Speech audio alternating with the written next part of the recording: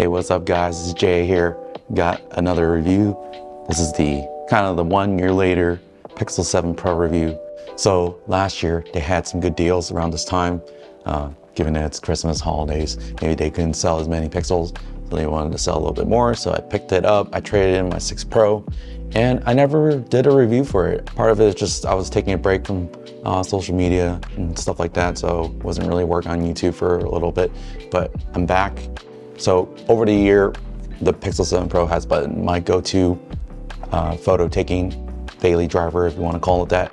I have an iPhone 14 Pro. I got it around the same time last year, and I don't really use it for a lot of things, just mainly just for basic text messaging, sometimes, you know, social media stuff. Everything kind of just comes from the Pixel 7 Pro. Yeah, I'm really happy. I can set wallpapers, I can have it switch on timer. There's so many apps. This is more of an iOS and Android thing, but I think the Pixel with the Pixel Magic, the Live Translate, Photo Unblur, the Magic Eraser, those things were really nice. I didn't really use it as much as I thought I would have, but I can definitely see where people would use it often. Because for me, if I take a picture, I don't really care about moving stuff unless it's like a really obvious distraction. Then I might just go into Photoshop and just edit it myself. It looks a little bit cleaner. I think in cases I have used it, I've just used it, erase it, and upload on social media, and then that's it. And right now, Pixel 7 Pro is supported until 2025 in terms of Android updates, and I think 2027 in terms of just security updates. So this is the model that has 3 years of Android updates and then the 5 years of security updates. So this is the last model. So the Pixel 8 Pro now has 7 years of updates, 7 years of security patches. So you'll get it up until 2030, which is amazing. You're coming or thinking about getting an Android phone, getting a Pixel, for example, you know, one of those things to consider. But let's go ahead and talk about the display. So the display has been all right. I have a screen protector from White Dome here, and it's all right. It's about 1500 nits of brightness, peak brightness. So you use auto brightness, go outside, it gets you through. If there's a lot of glare, it might be hard to see. You kind of have to like do this with your phone and some of the light to kind of see what's going on sometimes, but indoors it's perfectly fine. So yeah, the display is pretty good, 120 Hertz. The brightness is not the greatest, it's fine. So this is kind of the part where, okay, if you're considering a 7 Pro, maybe you want to upgrade because it's on sale or something, you know, just consider that. The display is all right. It's not gonna be amazing, it's not top tier, it's not the cutting edge right now, but so let's talk about just the overall hand feel. I've been using a case here. I've been using this carbon fiber kind of like thin case for the most part, and it kind of adds a little bit more grip. And also because I don't really like the fact that this is like really glossy. Overall hand feel is fine. I have like slightly larger than average hands, so it's fine for me, but I think for someone that's maybe they have smaller hands, it might be a little bit hard to use it one-handed. All right, so let's talk haptics. I really like the haptics on the 7 Pro. I've always been amazed. This is probably the best Android device that has the best haptics. The iPhone is still, for me, the king in terms of haptics, just how they feel. I mean, between the iPhone and this, it's pretty much like a close tie for me. But if I had to rank, that's kind of how I would rank it. All right, so let's talk about the buttons. I didn't really like the buttons. They're all right, I guess, is what I would say. I think it's because I have an iPhone and I'm used to kind of more of a tactile feel in terms of just like higher raised button. This one is pretty flat. It's not that you can't tell where everything is. It's more of just, they feel really flush, I guess. And they feel a little bit mushy over the past year. I don't remember last year if it was that smushy, but I have the 8 Pro and I compared the two, and then it's night and day in terms of just how tactile one feels over the other. So I think this is kind of the one thing I noticed that wasn't as great in terms of the build quality, and that's pretty much the only thing I have an issue with. And then also, I think I mentioned in a different video where the button kind of just does this, it kind of like wavers, and I think part of it is due to how thin the side is, but I think I've used other Android phones and they didn't really have this issue, so I'm surprised that the Pixel has this problem.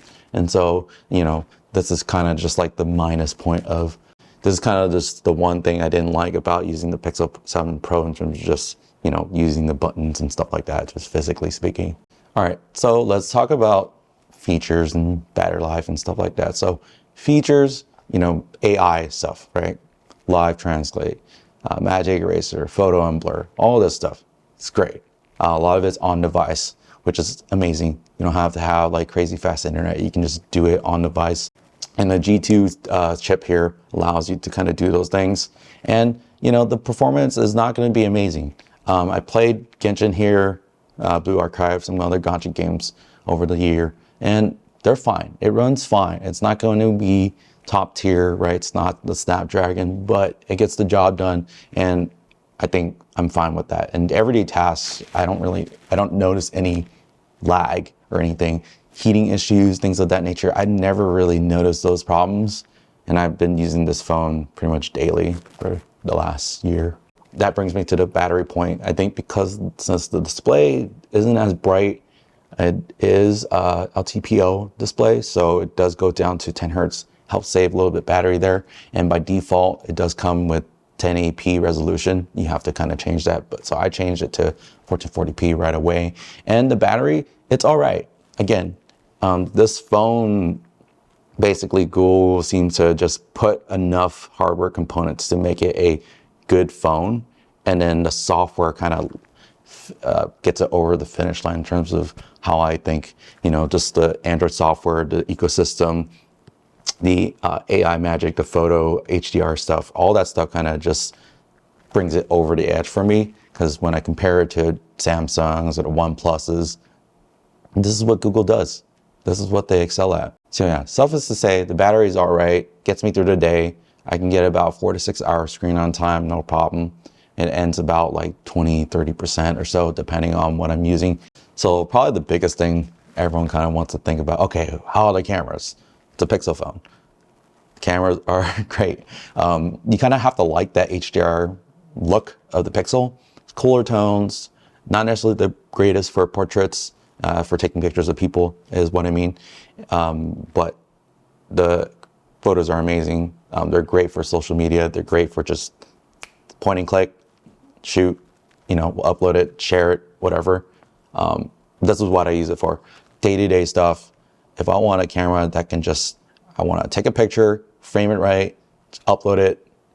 This is the one. I basically don't bring any other camera whenever I'm bringing this. And if I do, you know, I can swap between the two. I have options.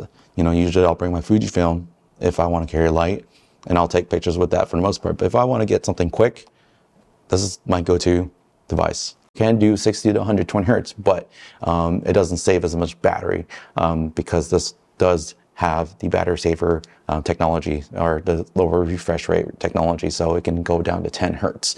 So it's something to consider.